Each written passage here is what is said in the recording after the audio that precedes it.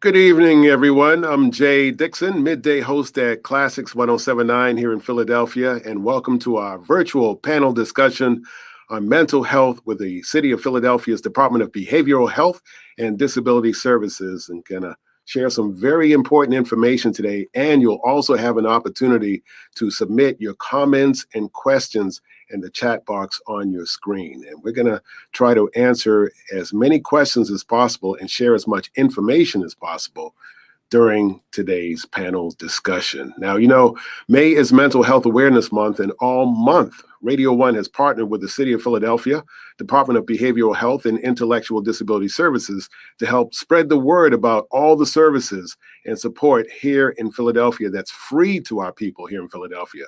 So tonight, we're joined by some of the voices that you heard on my show this month on Mental Health Mondays. Dr. Jean Wright is here with us today. We also have Gabe Bryant, Yolanda Hughes, and Shahid Days. And they're all here today to share more with us about the Department of Behavioral Health and Intellectual Disability Services, or DBHIDS. And you guys remember how hard of a time I had to remember that, but we got it now. And hey, we're here to discuss the state of our mental health over this past year and talk about ways to boost your mood, and the Boost Your Mood campaign at dbhids.org/boost. So let's get started. We're going to have three different segments. We're going to start with mental health during COVID, particularly children, youth, and families. 15 months ago, we were just starting to hear about COVID-19, and when businesses and schools were closed for 2 weeks, it didn't seem like a big deal. But now, here we are, well over a year later, and we're on the verge of reopening, it seems. And does that mean that the trauma is over?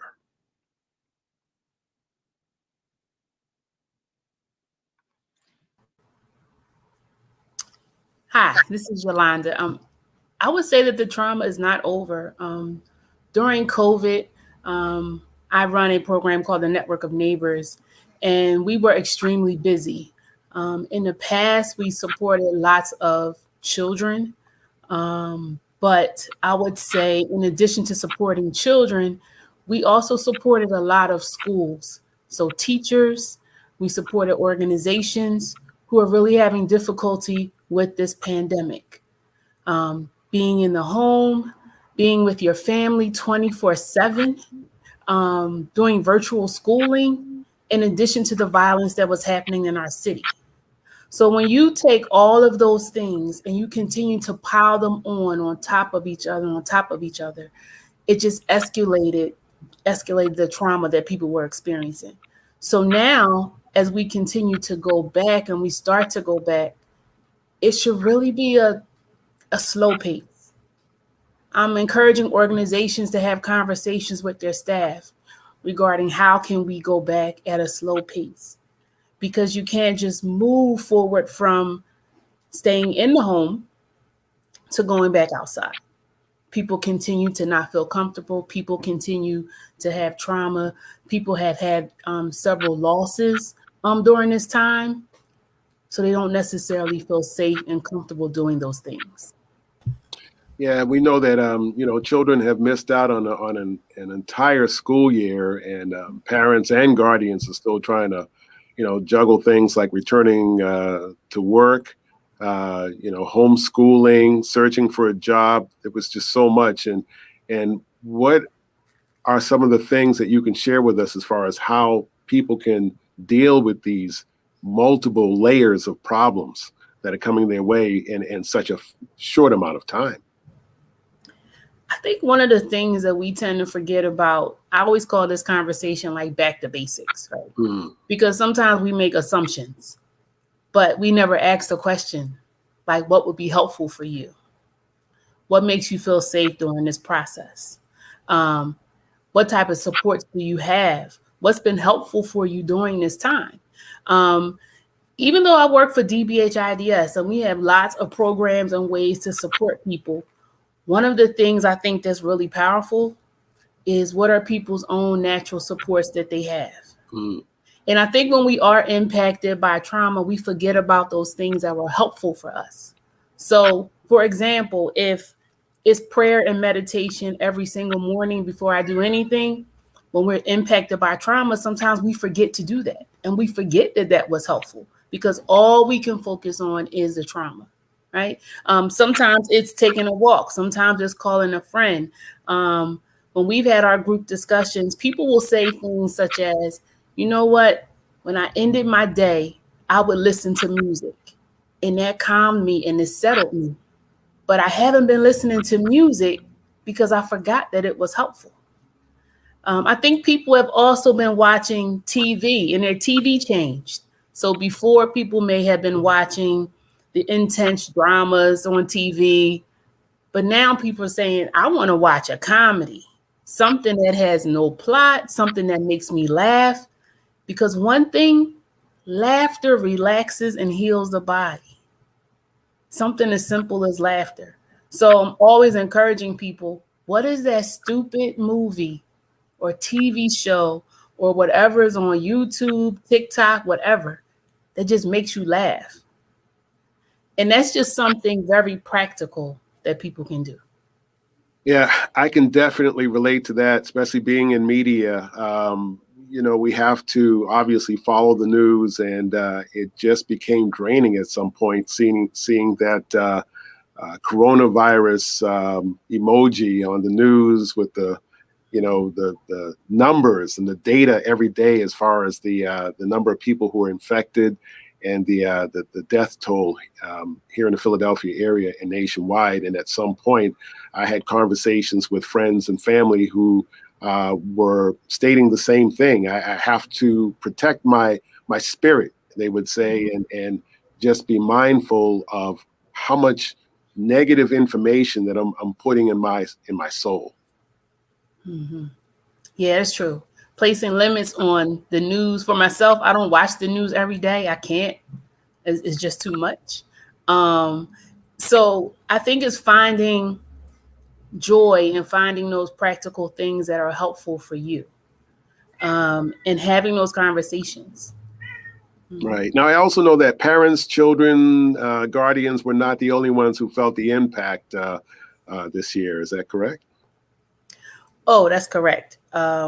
We actually supported several organizations during COVID, such as the Philadelphia Department of Public Health, such as firefighters and EMS, such as the Philadelphia Commerce Building, because everyone was inundated with this new trauma and stress. So Philadelphia Commerce were overwhelmed because people were calling because they were losing their business. They didn't have any funding. So they became overwhelmed. We've supported the Philadelphia Free Library staff. So a lot of different organizations within our city were impacted, even our own organization. So I know that, people always don't have a support network around them. They may not always have the family or a member of a church to find these resources, but you have resources here. And what are those resources, and how can people find these resources, and what can they expect as far as the type of help that they'll get? And it's free. Oh yeah, everything's free. That's crucial, right? Yes. So right now we have a campaign within DBHIDS, which is Boost Your Mood. So everyone can go to dbhids.org/boost, where they can find lots of information about how we can support communities. I think what I'm really enjoying about DBHIDS, we are really focused about supporting communities, various communities. And we're making sure that people are aware of all of the free programming that we have, and how we can provide support with them driving the type of support that they want. That's awesome. And we're also going to talk about children's mental health and why is children's mental health differently than the way we look at adult mental health? Children, I think people always say children are resilient, and they are resilient. But children, when they are impacted, it comes out differently than it does in adults, right? Um, Sometimes adults, we can find words to express what's going on with us. And sometimes children have difficulty finding those words. So sometimes it just comes out in different behaviors. And those behaviors can run the gamut of different types of things depending what has happened. And I guess I'm going right back to what I said before about basics. Having those conversations, trusted adults having conversations with our children and our youth about whatever their experience is and whatever they may be going through. So I'm wondering, like, how many trusted adults had conversations with our youth just about the impact of COVID. One of the things that we've done with Network of Neighbors, we've had some of those conversations, and we were speaking with youth not too long ago, and some of the concerns that they raised, we were talking with seniors, and they said, this is supposed to be my year. I'm supposed to go on the prom. I'm supposed to have fun. But I've been home every single day with my parents and my siblings. It is no fun in that, right? And as adults, we may think that's not important, but that is so important to our young people because it's almost like their rites of passage. Mm. So we kind of stop their rites of passage. So then how can we as adults give them a different rites of passage? So, what are some of the signs that we can look for as parents? Are there signs that may uh, give us a clue that there's something going on? Are there signs like being silent, being distant, being confrontational? What should we look for as parents to see that there may be something going on with our children's mental health, and at what point do we step in and seek more help? Because I know that sometimes it's not always, parents can't always fix everything we try to, but there may be a point where we're getting a clue that we need to take the next step. I'm glad you asked that question, Jay. If I may take a stab at it, you're right.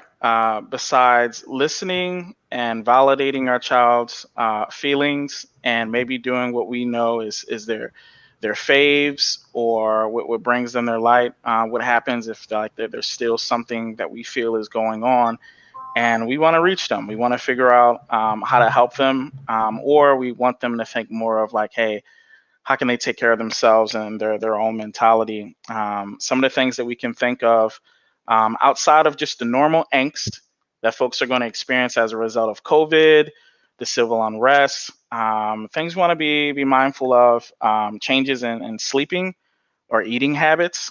During this time with COVID, I believe, and as I talk to family members and young people, um, they've gotten to relearn the habits and lifestyle of their family, their children.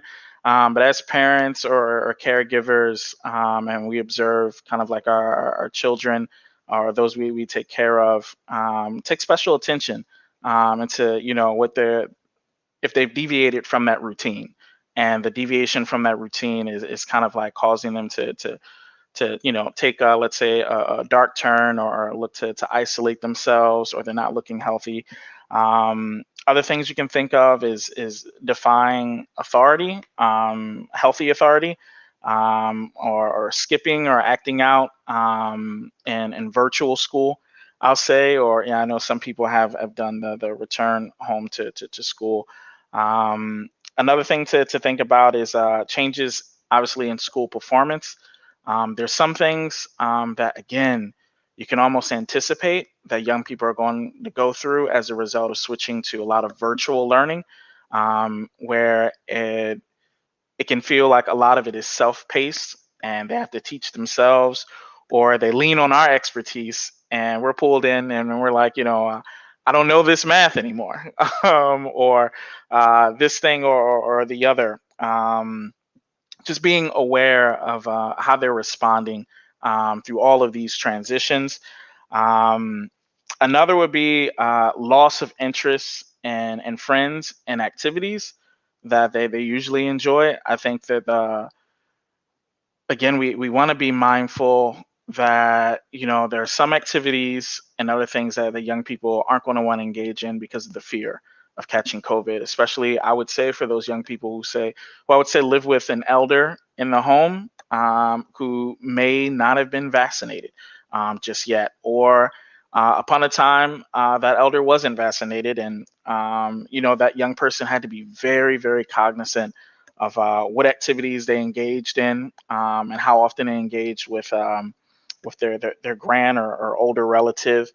Um, Another is spending more time alone, and sulking, and just being antisocial. That's something to keep an eye out as well. And I would say uh, angry outbursts and aggression being one as well. Mind you, there's so much now in media, right? News, social media, as well as even the movies we watch that they're fueling aggression, not just of young people, but everyone in general. But by and large, for our young people, you want to keep an eye on their outbursts, or a sense of aggression around certain issues or topics, or just suddenly in the home. And then there's uh, their sleep pattern, and inquiring like, hey, do you feel like you're having nightmares or night terrors or anything like that? Again, there's a lot that we're seeing in our streets, let alone our media. And then there's something, very well, hearing voices, seeing things, hallucinating, things like that. And you might ask yourself, well, if my child's experiencing anything you just talked about, Shahid, I don't know what to do. You know what I mean? I'm a parent. I'm trying to work. I'm trying to manage things. And so what resources are available with the city?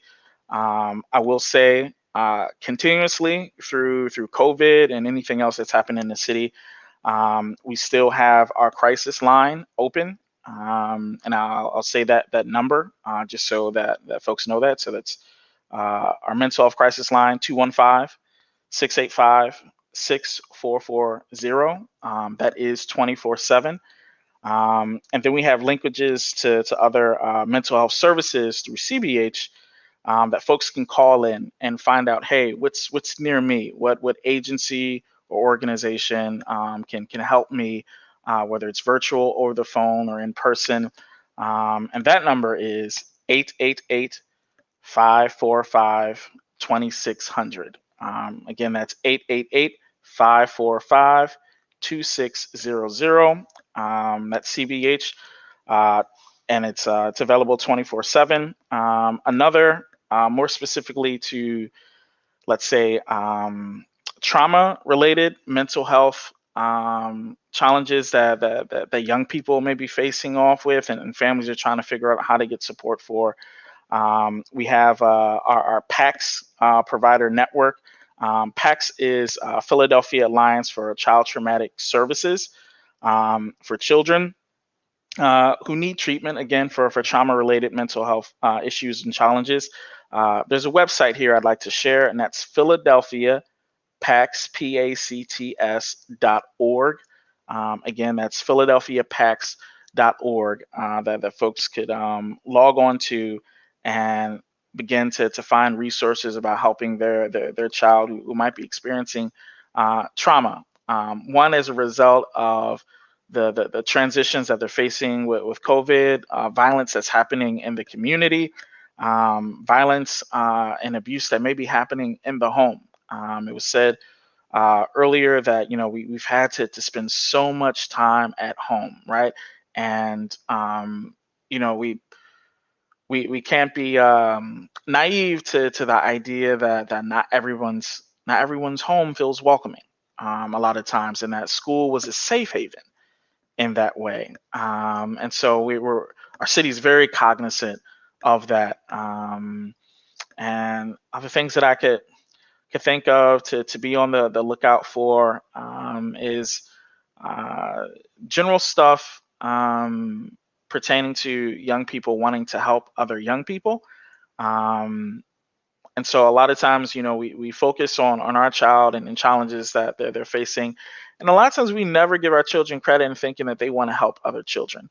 They want to help their peers and things of that sort. And so the questions about mental health, the questions about well-being, and the answers that we give to our children around that, make sure we talk to them about how to be there for their peers, their neighbor, or a friend that they've made online, or whatever the case may be. Now's the perfect time to ask our young people about, what it is that they're engaging in. If we, this is funny a little bit, but if the dating scene is tough right now for adults, you better believe that if we want to call it dating or getting to know or hooking up, whatever the case may be, that there's a huge interruption there for young people. And so sharing with them how to deal with a lot of that angst, to deal with a lot of that compulsion, and just hormones as well. Because again, we're at home. Folks are fearful of going out, and a lot of places that we'd go out to are closed down. And so I always encourage caregivers, providers, parents, to have healthy, down to earth conversations around a lot of what we're talking about. Young people and their response, their mental health response to COVID, to the civil unrest, to the standing violence in our community, to gun violence, to death. And then also those very real emotions around being a child who's developing, has hormones and all those things. We've got to be with them a little differently, have patience, and on top of that, have empathy. Just remembering that we were once their age, and COVID isn't the first pandemic we faced off with. A lot of us have lived through some other things, and so we know a thing or two about how we survived, or how we got ourselves acclimated socially. Clearly things are a lot different now in the 21st century, and it's just get to know your child better during this time. Be okay if you find out something you did not know, or you were not aware of. Don't hold it against yourself, and try not to hold it against them, and just make the environment in which you're engaging with them a compassionate environment. Wow, that's some great info. And for anyone that's just joining us again, we're here. I'm Jay Dixon from Radio 1 Philadelphia, midday host on Classics 1079. And we're here with the team from DBHIDS, the Philadelphia Department of Behavioral Health and Intellectual Disability Services. And if you are just joining us and you have any questions, you can easily submit them in the chat box. And we were just having a discussion on mental health during COVID related to children, youth, and families. And Shahid, one of the things that you and Yolanda had mentioned a minute ago was, the impact on our community, mental health in our community. And we talked about how COVID and other difficulties in the past year had an impact within our homes, our communities. And the reality is that the impact isn't just felt on an individual level, but let's dig into how whole neighborhoods and communities have struggled in the past year. Yeah, I think that's been a major challenge, Jay, and the things that Yolanda and Shahid hit on, and I know Gabe is going to touch on this as well. Even before we leave children, I think it's important to understand for parents and people in the community that children are on different developmental levels. And so a 6-year-old is not the same as a 10-year-old, and a 10-year-old is not the same as a 15-year-old, et cetera, et cetera. So the things that Yolanda and Shahid shared are so important, not just for parents and not just for school teachers, but for communities to understand. And some of the challenges that have happened in communities where violence has had an uptick, is that there can be a collective trauma.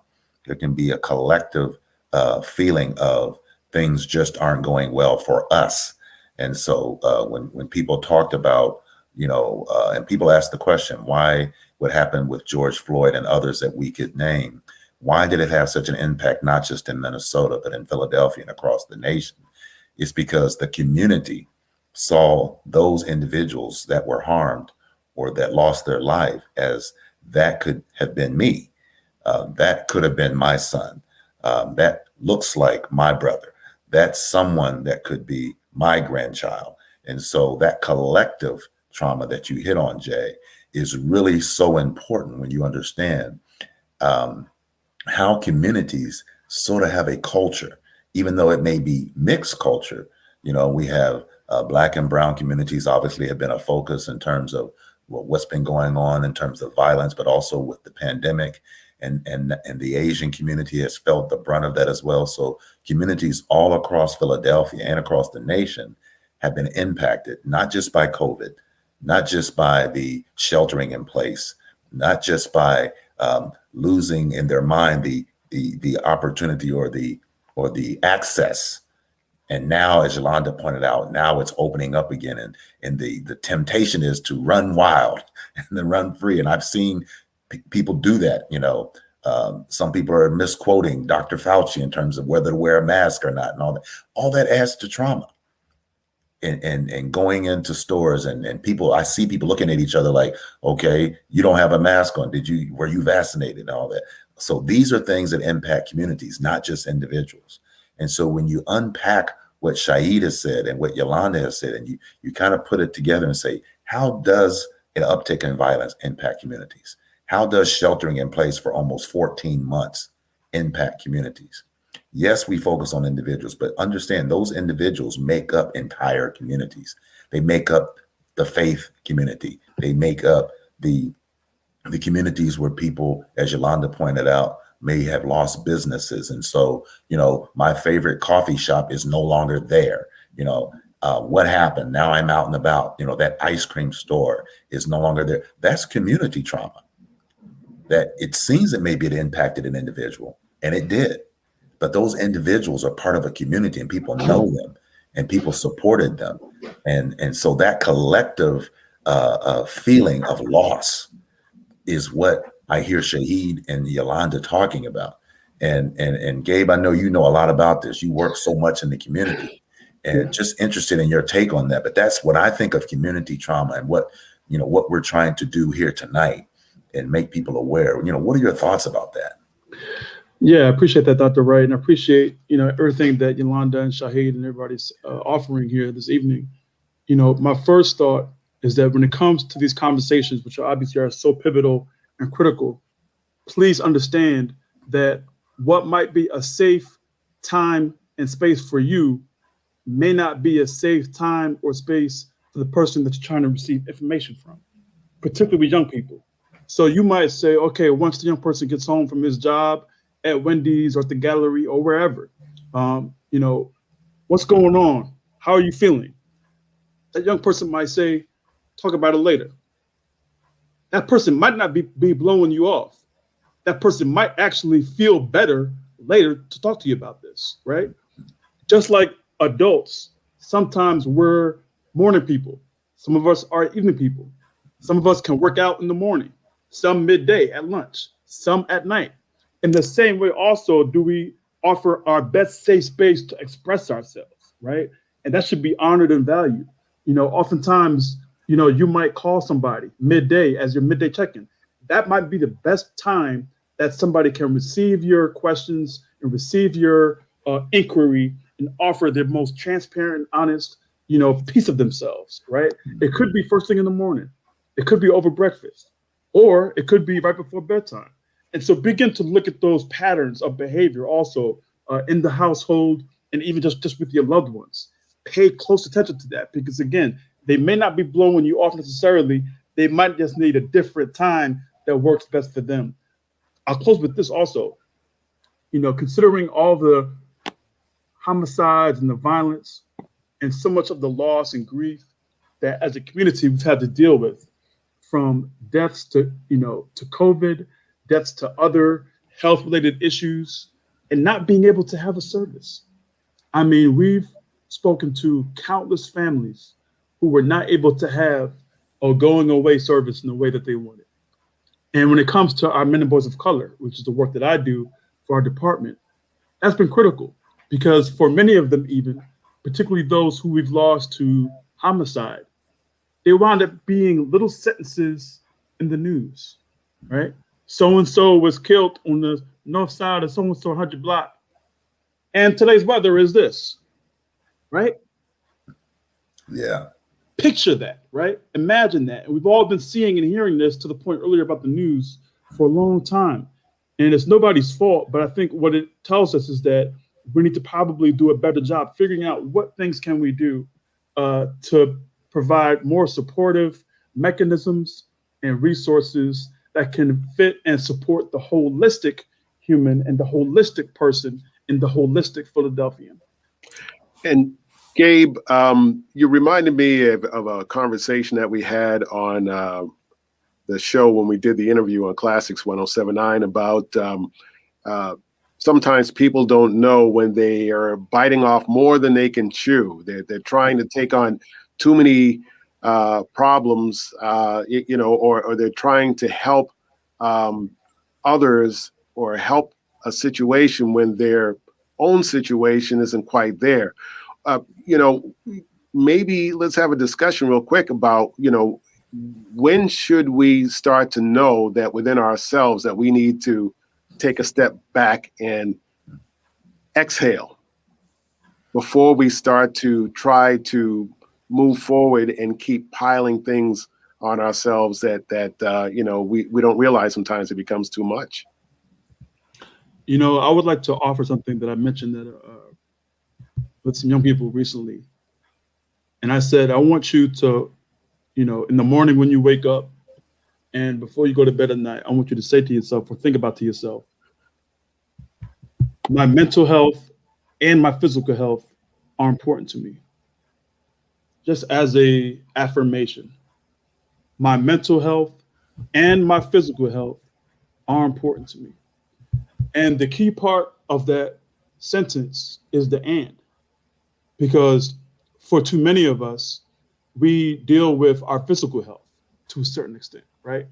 We will make sure that that ache that we might have, that soreness that we might have, and even then, we might not attend to it, right?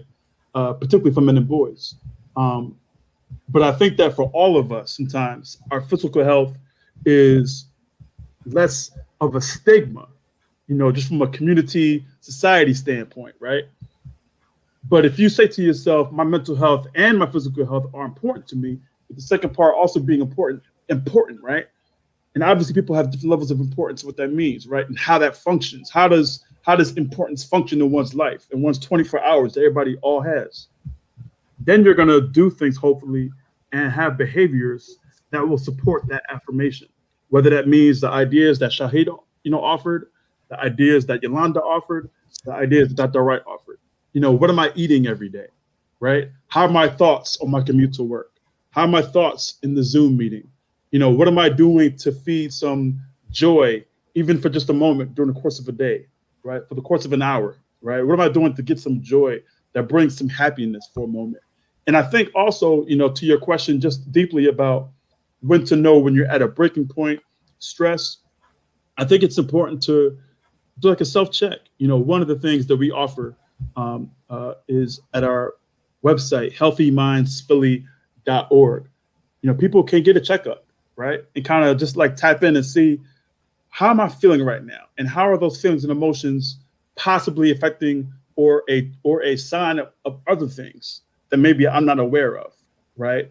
And so with healthymindsphilly.org and some of our other resources, right now, because of our Boost Your Mood campaign this month, DBHIDS.org/boost, we're trying to make sure that we can offer this comprehensive list of resources and services so that folks know these are the numbers, these are the web links, these are the sites, these are the ways to tap in to the department, wherever you are across the city of Philadelphia, right? And so when it comes to our Boost Your Mood campaign, tap in and let your neighbors know, let your roommates know, let everybody on the block, all your loved ones, make sure that everybody knows what it is, because those are the ways that we can say, okay, we recognize there might be some barriers to access. Here's a one-stop shop to get those questions answered. And so hopefully we can do that, with everybody's support. Awesome. Now, you mentioned boiling point, and one of the things that we've seen is, as the weather heats up, people have been cooped up in the house for months. And last summer, we didn't get out as much as we wanted to. And do you have any tips as far as when we head into this summer? It already hit like 90 degrees and 4 times in the last week. Might be a hot summer. What are the tips that you have as far as what we should be mindful of heading into the summer months? Sure. Well, obviously, the first thing that I always say, my mama would cuss me out if I didn't say stay hydrated as the first thing, first of all, right? So we're going to focus on that, right? Drink your water, right? And not all the sugary drinks, right? So we're going to make comprehensive the body's first, the body's key, right? So stay hydrated with water.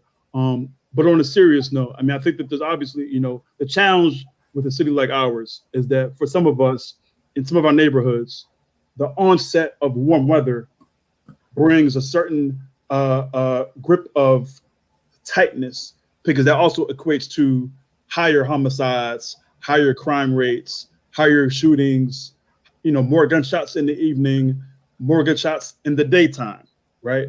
And so I think some of the things that we need to think about when it comes to those, serious stressors are, first of all, making sure that you have a close someone that you can speak to and talk to when you have those moments, right? I have a guy right now who calls me, to this day, and I've known him now 11 years. Whenever he has a moment of, Gabe, I'm not feeling it today. If you could just give me like 30 seconds of your time on the phone, I just need to say something real quick and then I'm gonna go. And I don't say a word. I just let him go. And I'm like, you cool? You all right? Yes, I feel a little bit better. Do you know what I mean? On the phone. There are other people I know who make sure that they're, because we're opening up a little bit, are using their exercise time, right? A lot of folks I know bought exercise equipment, for the home. That's been helping. I know other folks who have, learned to join other fitness teams around the city of Philadelphia. So we're going to hiking trails. We're going for walks in the park. We're joining other clubs that can kind of help support the idea that we can't always exist in this sort of plot of despair and helplessness and being self-defeated, right? Life is still joyous. Life is still a beautiful thing, regardless of the challenges and difficulties that we're still trying to all navigate. And so still try to find beauty in the moments that might seem low or ugly or challenging. I think those are just a few points. I want to add something to that, Gabe. So I'm so glad that you said that. I was biting at the bit. So thank you for saying that. But I do kind of want to pull it all together, what Gabe stated, because as we talk about trauma and the stress that people are under, Gabe talked about water. And water is important because the more stress and trauma we take in, our body gets very dehydrated. And sometimes we think that dehydration means that we're hungry. So we just kind of eat more. But it's really that your body is craving from dehydration.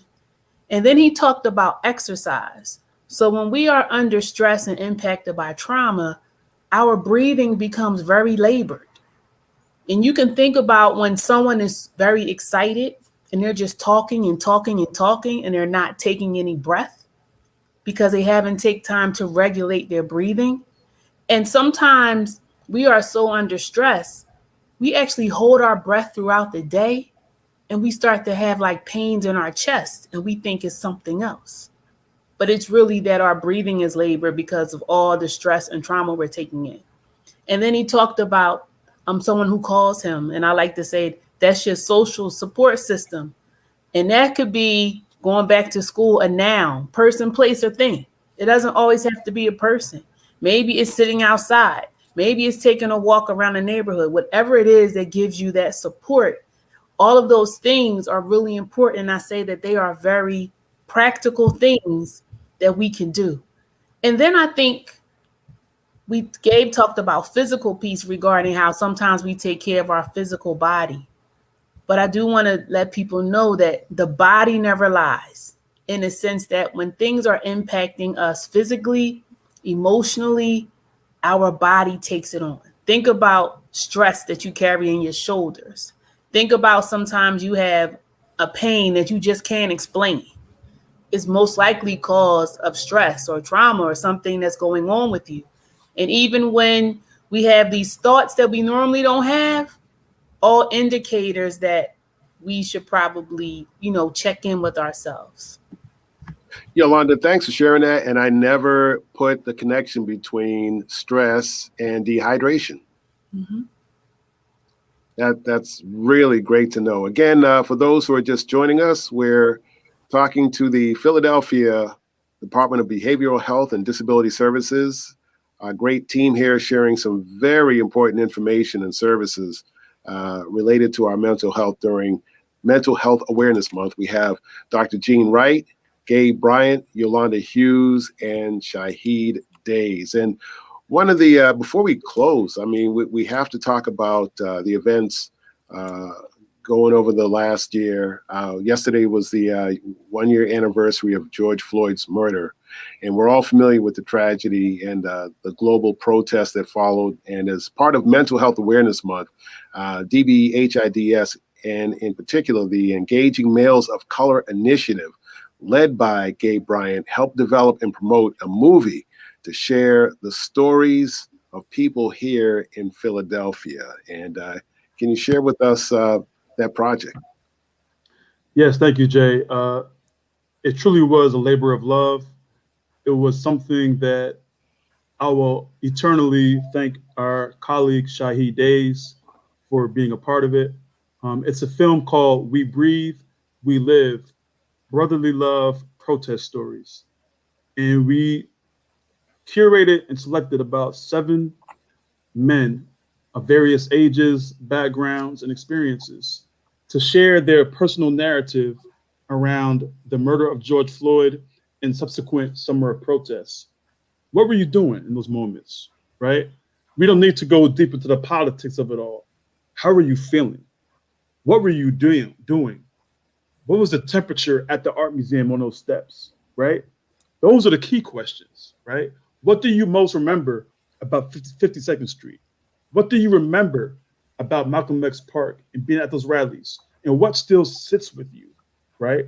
And so it's a film that hopefully will amplify the fact that along the Parkway and along Philadelphia and other cities as well across the country, there were literally not only thousands of people in the streets, but thousands of stories in the streets.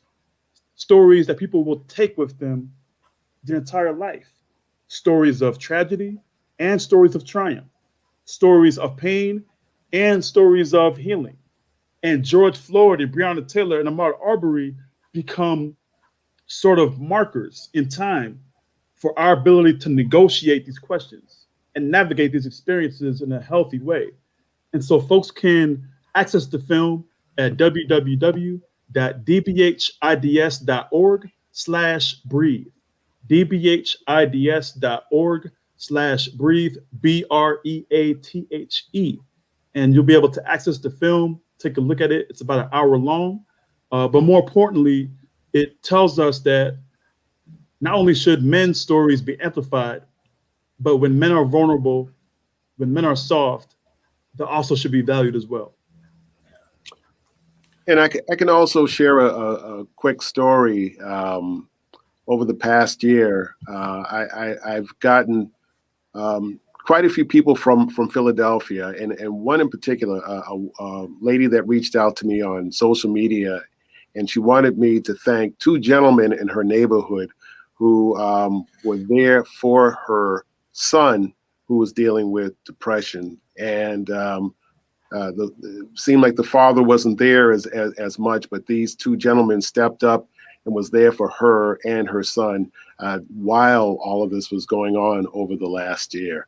And I think that's also something that's important that, and I believe, Gabe, you may have mentioned it, sometimes we need to stop, reflect, be humble, be thankful for our blessings, but also take time out to be there for other people if we can, even if it's and I have to, check myself on this sometimes, picking up the phone and making sure I call people back no matter how busy my day is, because you never know what that person has been going through that day, and they just may need to hear your voice, your wisdom, or my corny jokes, but something that may set their mood in a different direction. Hey Jay, I say all the time, the old adage is, it takes a village to raise a child. Yep. I say it takes a village to raise a village. Right. Amen. So, we've covered a lot of great ground here, and we're almost at the end of our discussion. This has been an amazing discussion. I want to thank all of you. And once again, anyone that's viewing this, if you want to learn more, I urge you to visit dbhids.org/boost. May is Mental Health Awareness Month, and two of today's guests, Dr. Jean Wright and Yolanda Hughes, will be joining me this coming Monday, 10 a.m., right here on Classics 1079. So we want you to tune in and hear what they'll have to say. And until then, please remember, everyone, it's okay to not be okay. You are not alone, and there is help. dbhids.org/boost. And before we leave, I'm going to ask each one of you just for parting words, starting with Dr. Wright. Sure. Thank you, Jay. I appreciate it so much. What a rich discussion, Gabe and Yolanda and Shahid. And thank you so much, Jay. One of the things that really hit me during this conversation is when you asked Jay about what one should do in terms of not overdoing it. And the concept came to me, and I didn't think of it, obviously, but it came to me how many people have been on an airplane. And the first thing they tell you is secure your mask before you help someone with theirs. And it just kind of came to my mind as I heard Gabe talking about and Yolanda and Shahid talking about, and then knowing when you have too much on your plate. And so these resources that we've shared tonight are really there for our community. And so proud of the work that we're doing here at dbhids.org. But yeah, secure your mask, right? Make sure you're okay. And by all means, reach out to your neighbor. As you said, Jay, maybe it's a phone call. Maybe it's dropping off a case of water on the porch and ringing the doorbell and waving through the glass and something like that. That is so important. And looking out for each other. That network of neighbors that Yolanda's talking about, well, guess what? We may not be a member of that, but we can all be neighbors, and so let's practice that, but let's also practice self-care. Amen. Yolanda? Dr. Wright is always in my head because I'm a big advocate of self-care, but I kind of want to switch it a little bit because sometimes I think self-care can become we can become so rigid and it becomes like a routine. But all I want to say is that it's always evolving and it's always changing. So be flexible with it. Don't put pressure on yourself, but be kind to yourself. Truly, we really have to be kind to ourselves and to know what works for us. Because what works for Dr. Wright for self-care is not going to work for Yolanda. Right? So just be flexible with that. Right. Shahid, and then we'll have Gabe.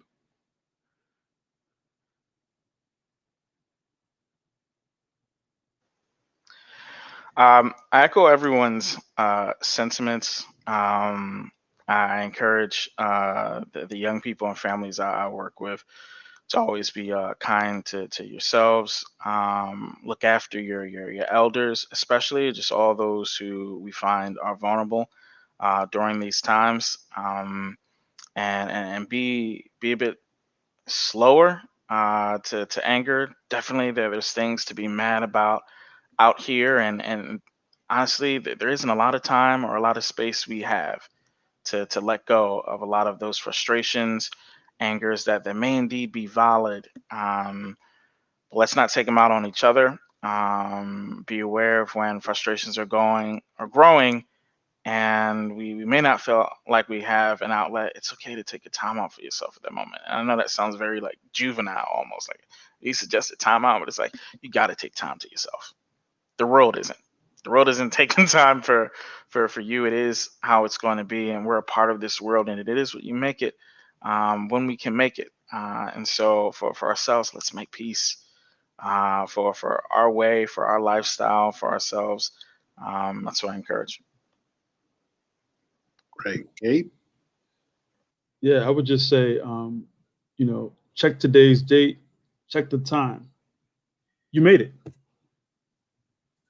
Amen. You made it. You made it. So again, folks, thank you again for joining us. You all have been great. I will talk to you on Monday, and hopefully from what I see from the information that was given here and the conversations that I've had with you, we know this is something that's ongoing. We want it to be an open, honest conversation in our community, and I hope one day mental health, or a discussion around mental health in our community, will be a movement. Thank you. God bless. Thank you.